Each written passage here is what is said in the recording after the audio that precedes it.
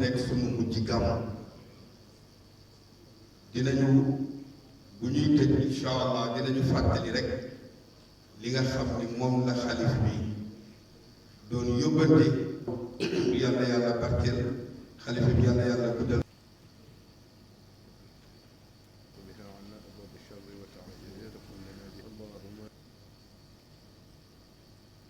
gàttal ba yàlla may war sago bu ñu ko mën a defee bi yàlla defee loolu fi romboon nekk fi sax ba tey waaye wàññiku na bu mën a permettre ñu mën ko organiser ci nañu ko daan organiser mu jox digal njaboot bi ni leen na ngeen dem taxawe ni ngeen waroon a taxawe fa tabarakallahu loolu moo nu may ñu daje bi nu daje ñaareelu contexte bi moo di dafa fekk si xew-xew boo xamante ni mën nañu wax ni ak coïncidence la ni bi mu joxee ndigal bi mu tombé suñu maam Alxaaji Maalik radiyallaahu anhu am téeméeri at ci suuf mu di centenaire da nga xamante ni ca weer yële wees joxe woon na ndigal ngir ñu jëmmale liggéeyam feeñal jaar-jaar kon nag gàmmu bi ñëw fekk ci contexte boobu nga xam ni lépp lu nuy def dafay delluwaat ci fësal ak leeral njàngale maam Cheikh El Hadj Malick radiyallaahu anhu loolu indi particularité boo xamante ni incha allah bu ñu duggee ci information yi ñu leen war a jox daa ngay gis ni dëppale nañ ko ak continuité bi war a am ci fexe ba nu gën a xam magu yàlla boobu lan mooy jaar-jaaram lan la liggéey ci diine def ko ci tariqa ak contribution bi nga xamante ne indi na ko ci yar jaam yi teg leen ci siraatul mustaqim ba nu mel na seen borom bëgg nu mel mu nekk gàmmu boo xamante ni dafa ñëw ci contexte bu tolloo ci dëkk bi am yëngu-yëngu yu fi am yoo xamante ni ci sababu xalifa bi la amee mu di liggéey bi nga xamante ni fas yéene woon na ko jëmale ko ci jumaa yi maamam ji mu di jumaa Cheikh El Hadj Malick radiyallaahu anhu ku ne gis taxawaay ba mu ci am ba liggéey bi yegg fi mu yegg gàmmu gi yegg ci contexte boo xamante ni dafa di contexte nawet ku ni nawet xam ni suuf tooy na àndal ak matuwaay yu ñu war a jël ba nit ñi war a ñëw ñu wuyu si woote ci Alxaaji Maalik bi ñu mën ko def ci anam boo xamante ni bu mucc ayib mu am ay disposition yu mu laaj loolu xam naa ni monsieur le maire bu jëlee kàddu incha allah dana ci dellu si kon nag ci cadre boobu ci la gàmmu 2022 fii ci Tivaouane di nar a amee mu nekk loo xamante ni comité d'organisation bi ci supervision ànd ko ak cellule Zawiya Tijaniya am na lu mu préparé jëmale ko ci njaboot yi nga xamante ni loolu la ñuy xaar ci wàllu programmation mu jëm rek ci feeñal liggéeyu mag ñi feeñal seen contribution ci na doomu aadama war a taxawee ci société na mu war a jëlee ay responsabilité ci programmation boobu am na ci loo xamante ni dafa dellu si ci feeña liggéeyu Cheikh El Hadji Malick radiyallahu anhu mu di ay mel ni symposium boo xamante ni war na am le 1er septembre le 1er octobre incha allah fii ci Tivaouane ci thème bu nga xamante ni dinaa ko tudd ci français ñu ngi ko dippee reproduction du modèle prophétique et défis contemporains, les enseignements de Cheikh El Hadji Malick Sy radiyallahu anhu mu nekk symposium bu nga xamante ni ay borom xam-xam de renommée nationale et internationale daañu ci intervenir joxe ci seen xalaat ñu di ci woo bopp yëpp di ci woo jàngkat yi étudiants yi di ci woo association yi di ci woo dawaayir yi nu ñëw fekkee bëccëg boobu nga xamante ni bëccëgu xam-xam na ndax ku ne xam na ni gàmm moment de communication la bu suñu maam Cheikh El Hadji Malick choisiroon li mu bëggoon a jàllale ci njàngale jàllale ko ci orientation jëmale ko ci ñi mu jaboote mu seeni jaar-jaar xale lanu indi lu mu doon mu mën ñoo jëriñ façon yi ba fa ñu war a yegg ñu mën fa yegg incha allah mu amit benn exposition boo xamante ni daañu ko def jëmale ko it ci dundu Cheikh El Hadji Malick radiyallahu anhu jaar-jaar ak jaar-jaari njabootam exposition la boo xamante ni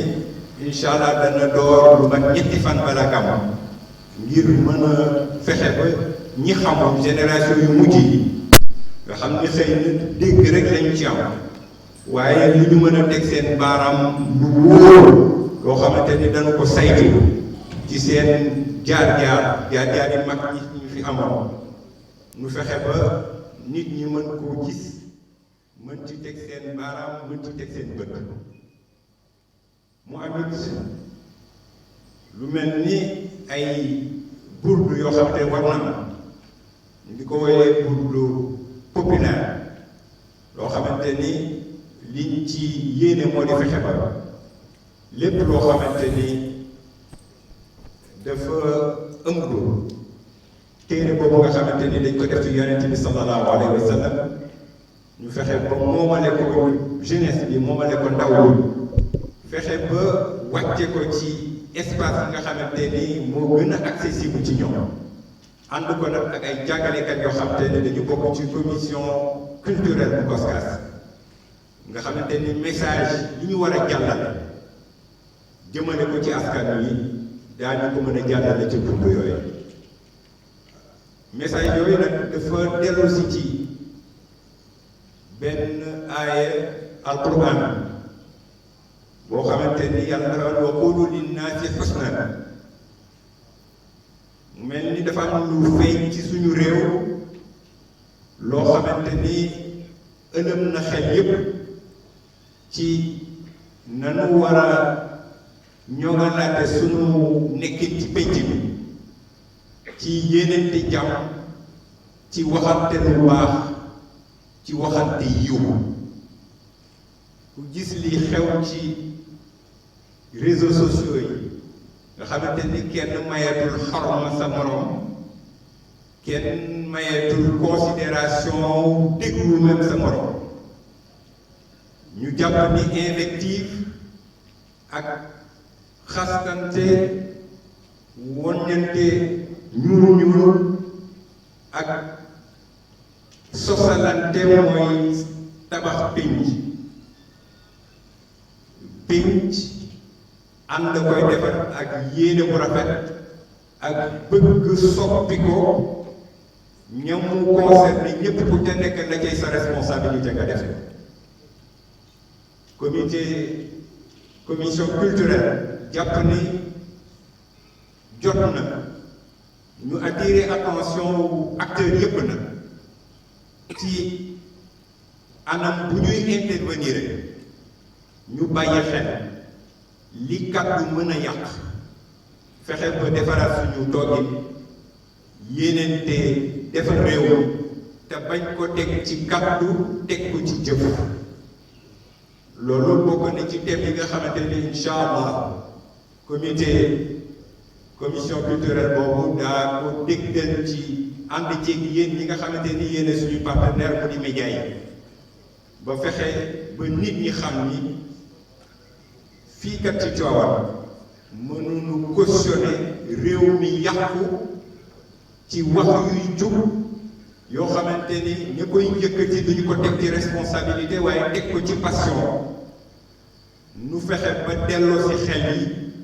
nu xam ni ànd joxante loxo mooy tax réew mën a jëm kanam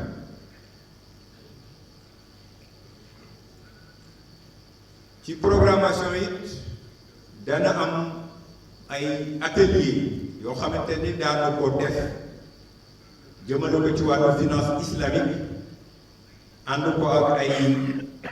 kuréel yoo xam ne dañuy yëngu ci wàllu woowu parce que dañu jàpp ni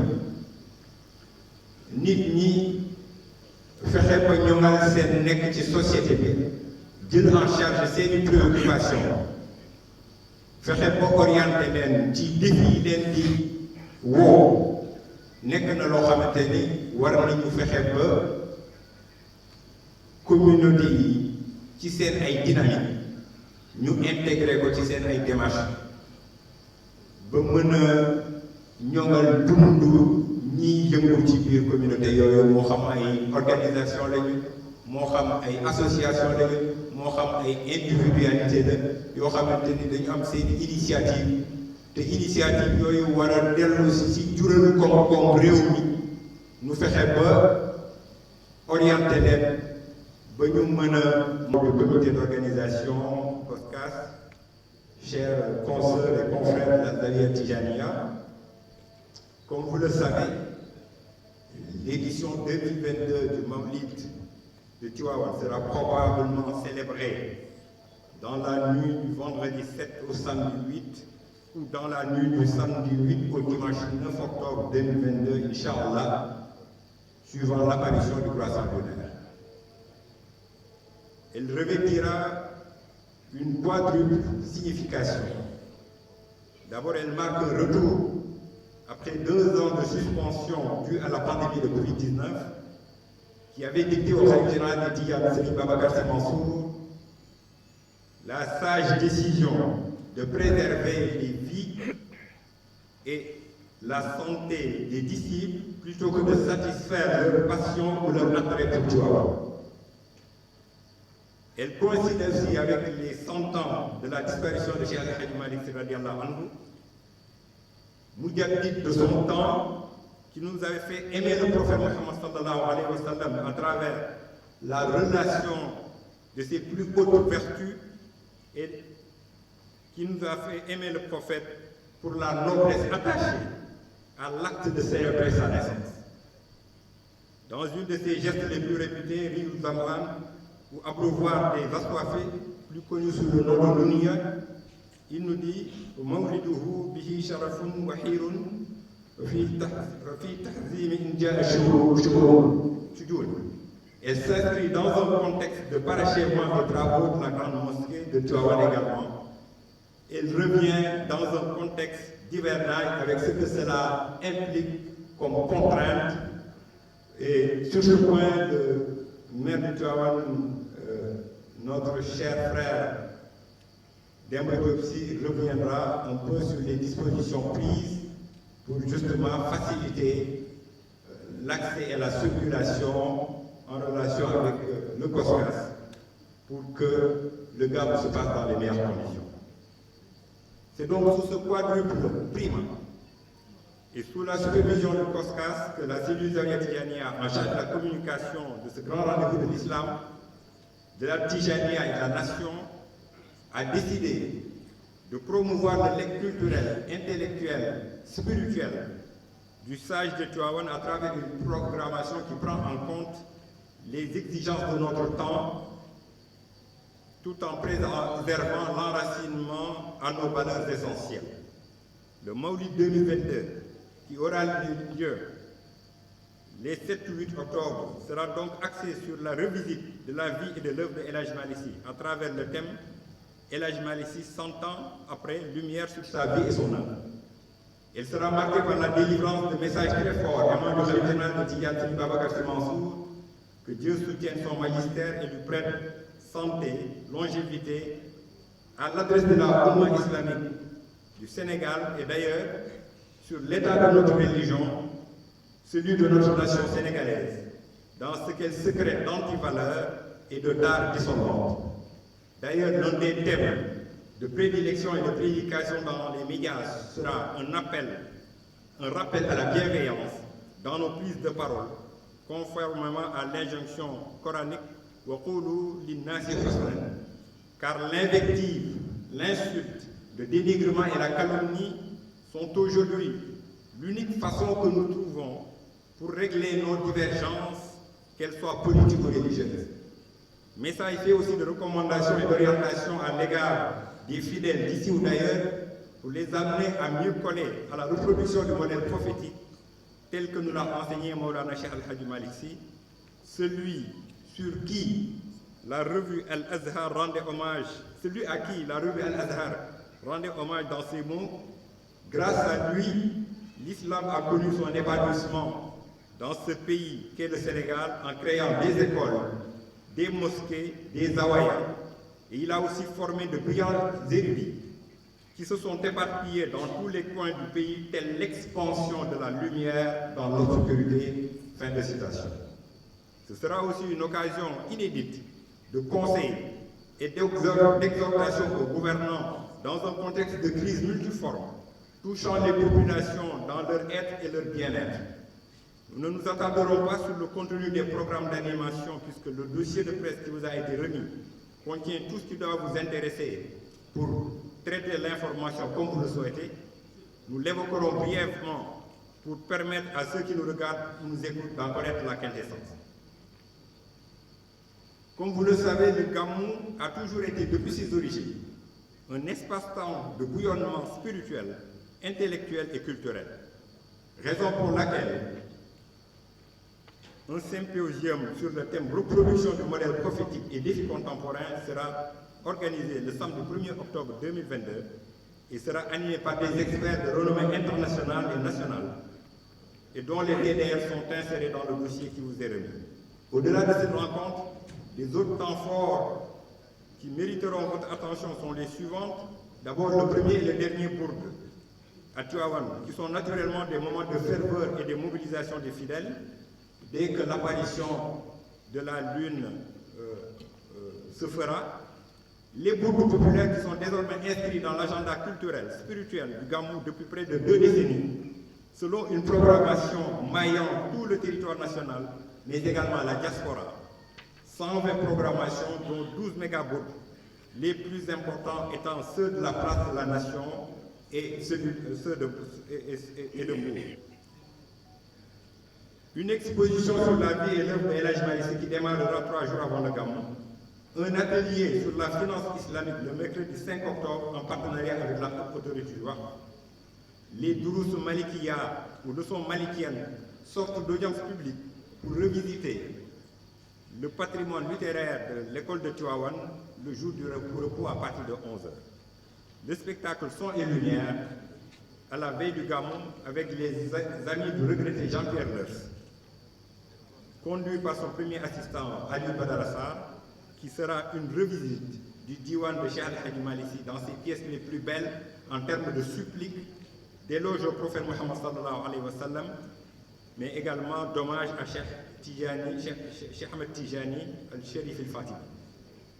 Évidemment, un vibrant hommage sera rendu dans le spectacle à Serigne Pape Malick Sy, notre regretté porte-parole et père, initiateur, et à Jean-Pierre Lers, plus connu sous le nom de Mohamed Lamine Lers, initiateur de ce spectacle, arrachés tous les deux à notre affection en 2020, que Dieu les couvre de sa grâce infinie. Nous vous invitons également à venir couvrir ce grand moment de la culture, de l'art, de l'islam, qui se tient habituellement la veille du Maulid. Il y aura également la cérémonie officielle qui sera le moment choisi par le Khalife général des Tidjanes pour délivrer les messages qu'il destine à la Oumma islamique, à la nation sénégalaise, aux disciples tidjanes, aux musulmans de manière générale. Il y aura le Takussan Jami, donc organisé par la famille de la Grande Zawiya, donc la grande mosquée de Tivaouane. Nous souhaiterions également aborder avec vous les questions relatives aux conditions d'exercice de votre métier lors du Gamou, tout ce qui concerne les accréditations, l'hébergement et les dispositions prises pour vous faciliter votre travail de relais de l'information. Je laisserai le moment venu le soin à mes collègues de la Zawiya Tijaniya de vous fournir toutes les informations pratiques y afférentes. Je sais compter sur votre sens du sacrifice et du dépassement en vous promettant que la cellule Zawiya Tijaniya, sous la supervision du COSCAS, ne ménagera aucun effort pour vous faciliter votre travail,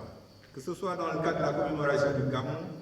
ou dans le cadre de la visite que le président de la République, son Excellence le président Macky Sall, aura à effectuer